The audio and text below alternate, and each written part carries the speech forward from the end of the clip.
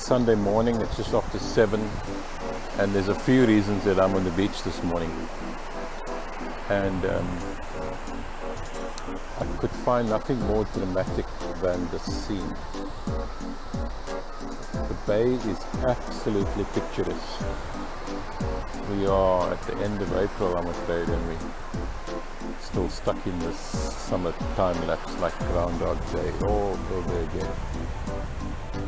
And I'm going to say to you that we're still in Easter, so Christ is risen, and I hope that has meaning for you today.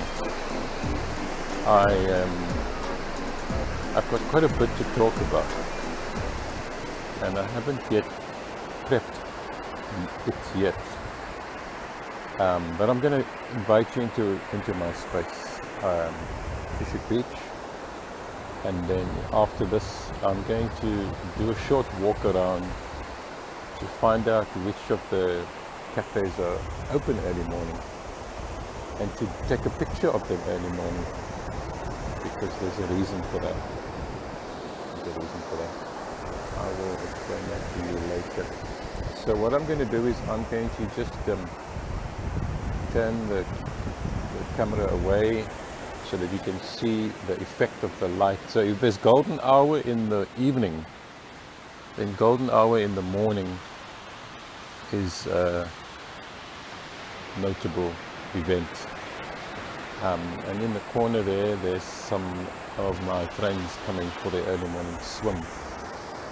And they should be gathering, the polar bears should be gathering quite soon. But just notice the colors immediately. It's almost inviting in the day. The colors take on a brightness and a sparkle, just for that time. And there's a scene. There's a guy on a board, on a new board, where it's gone 8 o'clock, and the sun is now heading towards First Avenue on Fisher Main Road. But I'm energized by early mornings, by the light and the temperature and the busyness.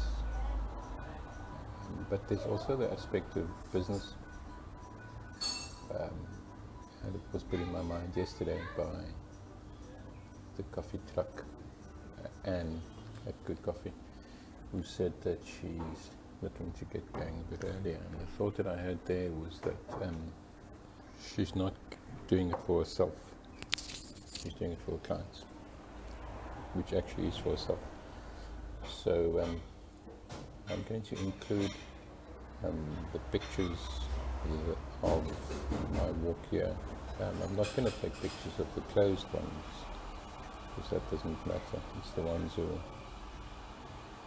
at 7:30 wake up a little bit earlier, make themselves a little bit more uncomfortable, so that you can get your cuppa. And in terms of cuppa, there's another space that I'm going into, which I need to warn you about, and that is that I want to tell the story of ethical coffee. I want to get past the latte art. I want to find out growing regions, what the politics are, food politics are around those growing regions, and see if we can get close to the farm. So I've got some coffee that I bought a while ago from Woolies, fair trade coffee.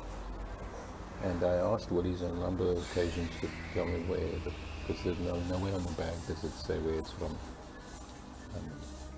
But I got in touch with fair trade, and they're busy solving the problem for me, so we can find out where it's from. I suspect somewhere in Africa.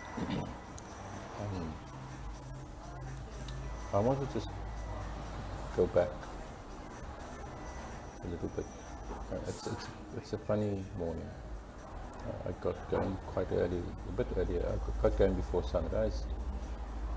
Now I'm just kind of just spinning a bit. My head's just sort of stuck. So my son turned 13 on Monday. And he's a special boy. In many ways, he reminds me of myself. He's always inches away from tears. Such a caring, loving person. Happy birthday to you, Gabriel.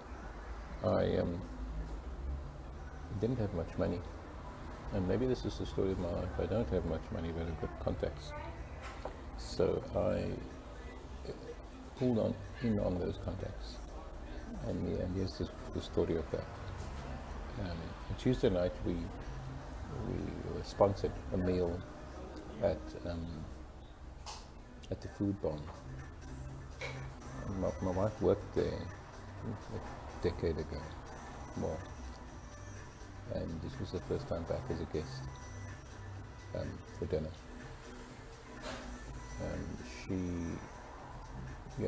So I sent a message to Frank earlier on and said to him that I'm bringing him a picky eater, and I was absolutely blown away by everything. The meal was absolutely fantastic.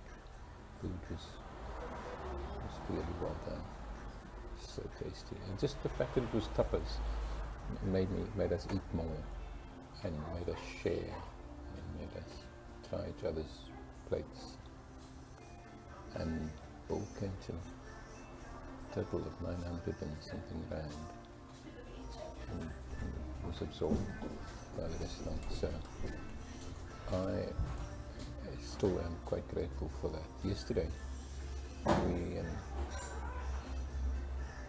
we went out for a drive to Komike, and then while we were out there, we continued driving to Supata Environmental Center, where we met Lapis, and could introduce my family to Lapis and show the kids what Supata looks like. And Lapis is quite happy to have us there next weekend for a camp, and we've got that under the campsite. So if you are listening to this and you haven't been to the environmental center yet, and you want to spend a night there, then let me know.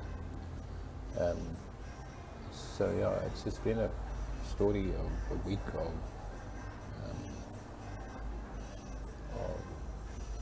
stuff that, a week of celebration. But then the last space that I want to go into is, I'm going to keep that for next week, okay, because it's a story that's still happening. What I can say to you is that there's some work going on in the background, just like there's noise going on in the background in my head. I am busy project managing, and we've chosen to use outliers, people who need a second chance, and they are our labourers, and we've been at it for about a week in total. And next week we start a different phase of the project, which involves painting. And there's a beauty to the story, and there's a lot of surprises as well will come our way. So it's with that I say thank you for watching, and subscribe.